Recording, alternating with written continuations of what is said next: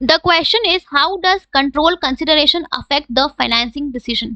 तो जब हम बात करते हैं कंट्रोल कंसिडरेशन की, तो ये भी एक फैक्टर है जो आपके फाइनेंसिंग डिसीजन को अफेक्ट करता है।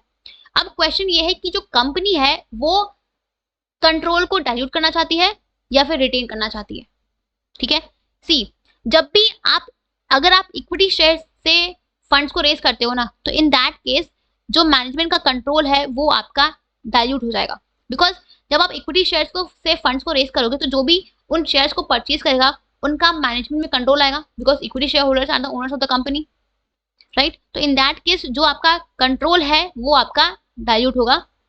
ठीक है, तो अगर कंपनी अपने कंट्रोल को, अपने पावर को डाइल्यूट करना चाहती है, तो वो इक्विटी से फंड्स को रेज कर सकती है। बट अगर कंपनी जो है वो मैनेजमेंट का पूरा कंट्रोल अपने पास रखना चाहती है, तो इन दैट केस कंपनी को डेट प्रेफर करना चाहिए। बिकॉज जब आप डेट से फंड्स को रेज करते हो, तो इन दैट केस जो भी आपके डिबेंचर होल्डर्स होते हैं वो, उनका कंपनी के मैनेजमेंट में कोई इन्वॉल्वमेंट नहीं होता है, राइट। तो यहाँ पे आपका अब क्वेश्चन ये है कि कंपनी क्या चाहती है, कंपनी अपने कंट्रोल को डाइल्यूट करना चाहती है या नहीं चाहती है। ठीक है, तो if company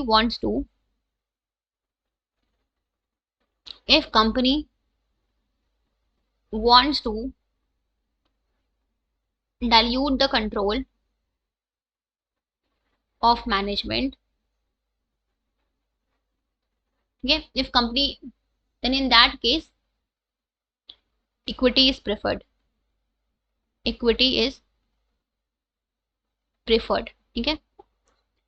but if company wants to retain the complete control of the company,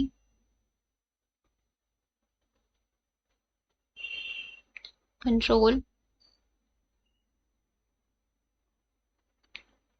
the company, then debt is preferred।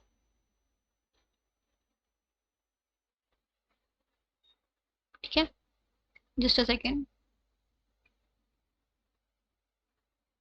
ठीक है, so this is how the control consideration factor affects your financing decision। ठीक है।